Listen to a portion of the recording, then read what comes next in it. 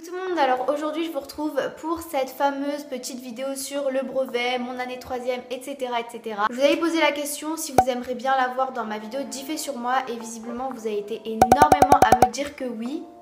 Voilà, que vous soyez déjà rentré au lycée ou que vous venez juste de rentrer au collège, je pense que ça peut être une vidéo assez intéressante pour avoir peut-être des nouvelles techniques de révision ou quoi. Donc du coup, pour faire la bonne petite youtubeuse, j'ai tout noté dans un petit carnet. J'ai décomposé cette vidéo en 3 parties. Dans la première partie, je vais vous parler de mon année de 3ème, mes résultats au cours de l'année, etc. Dans la deuxième partie, je me suis beaucoup plus focalisée sur le brevet, comment ça s'est passé pour moi, comment il est composé, etc. etc. Enfin, vous allez voir. Et dans la troisième partie, je vais vous partager mes conseils, donc mes techniques de révision, ce qui a fonctionné pour moi. J'espère que la vidéo va vous plaire et c'est parti.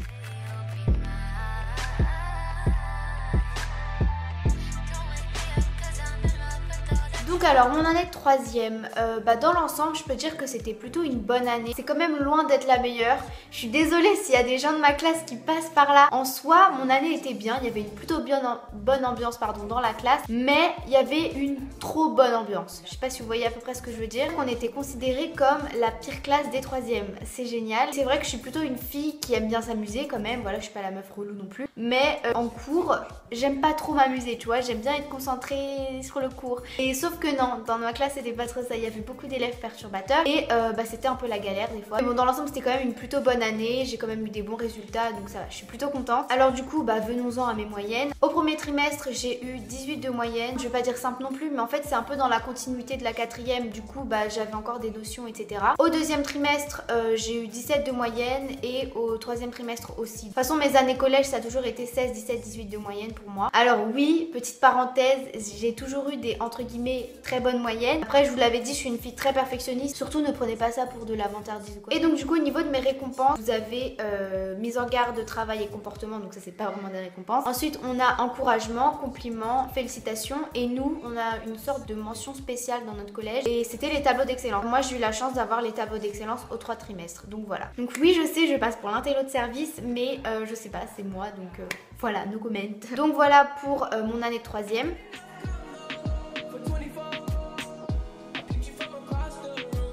Donc du coup le brevet, déjà il faut savoir qu'il est sur 700 points en tout.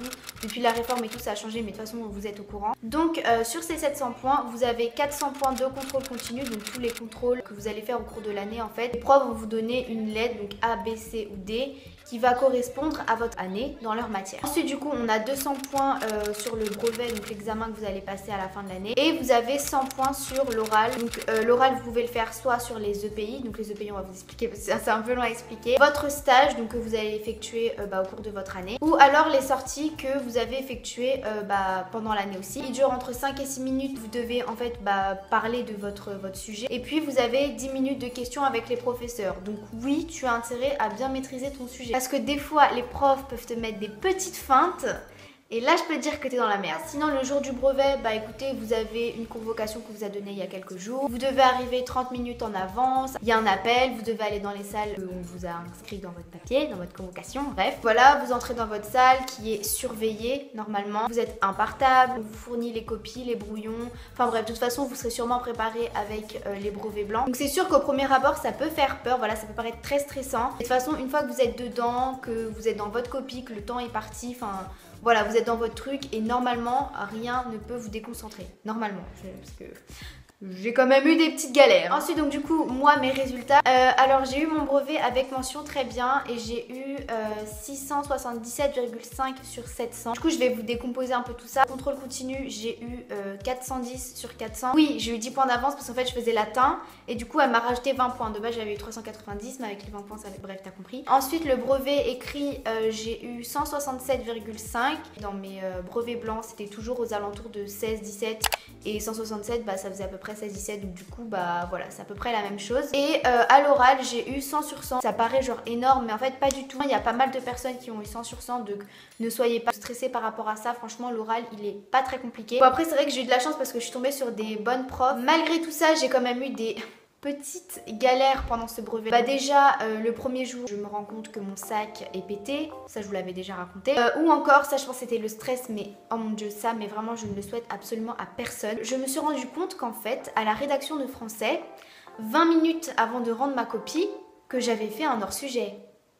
C'est génial. Après j'ai quand même eu de la chance parce qu'en fait le hors-sujet que j'avais fait était rattrapable. Sauf que j'ai mis littéralement plein de blancos sur ma copie. Rendre compte que tu fais un hors-sujet 20 minutes avant que le temps soit coulé, soit coulé bien sûr, soit écoulé, c'est une des choses les plus stressantes dans ta vie. Encore ça c'est que le brevet, mais imagine tu fais ça au bac. Alors là, j'imagine même pas dans quel état tu dois être.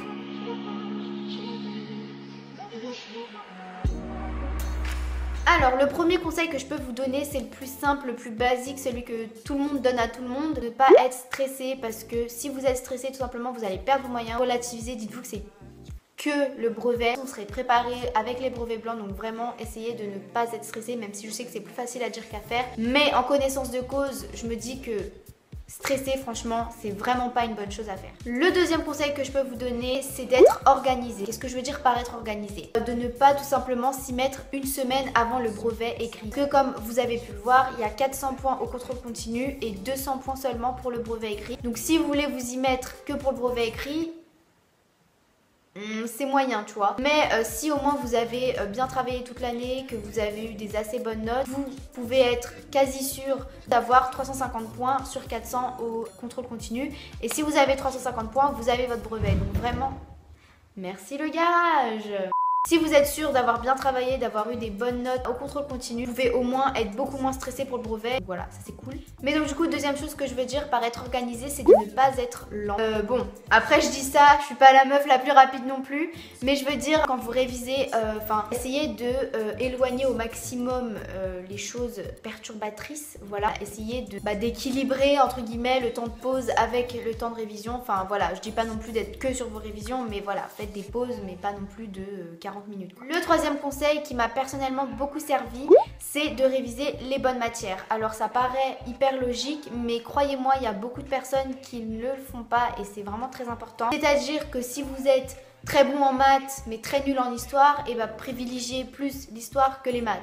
Ne révisez pas le même temps les deux matières si vous savez que vous êtes bon en maths quoi. Autre chose, le brevet, ce qui est bien entre guillemets, par exemple en français, vous avez que des études de texte, des dictées et une rédaction et aussi une réécriture, enfin bref. Niveau français, j'ai révisé que la conjugaison et la grammaire, mais sinon rien du tout. Et sinon j'ai pas vraiment ouvert mon livre ou mon cahier de français pour réviser mes chapitres de science-fiction ou je ne sais quoi, parce que je sais que ça allait pas tomber au brevet. Ou encore les maths, je sais que j'ai pas forcément révisé les maths, j'ai juste révisé mes formules et fait quelques exercices sur internet, mais j'ai pas forcément ouvert mon cahier pour réviser toutes mes leçons ou quoi, parce que je sais que ça me servirait complètement à rien. Ensuite, les deux derniers conseils, ce sont des conseils qui vont un petit peu ensemble, mais qui sont pour moi ceux qui m'ont le plus servi de toute ma vie pour les révisions du brevet. Donc ce quatrième conseil, c'est faire des fiches. Alors faire des fiches tout au long de l'année, c'est encore mieux, mais bon, je sais qu'il y a pas mal de personnes qui préfèrent les faire genre vers la fin et tout. Et tous les soirs, j'essayais de faire mes fiches correctement, enfin d'organiser tout ce que je faisais et tout. Mais par fiches, celles qui m'ont beaucoup servi, ce sont les fiches développement construit, puisque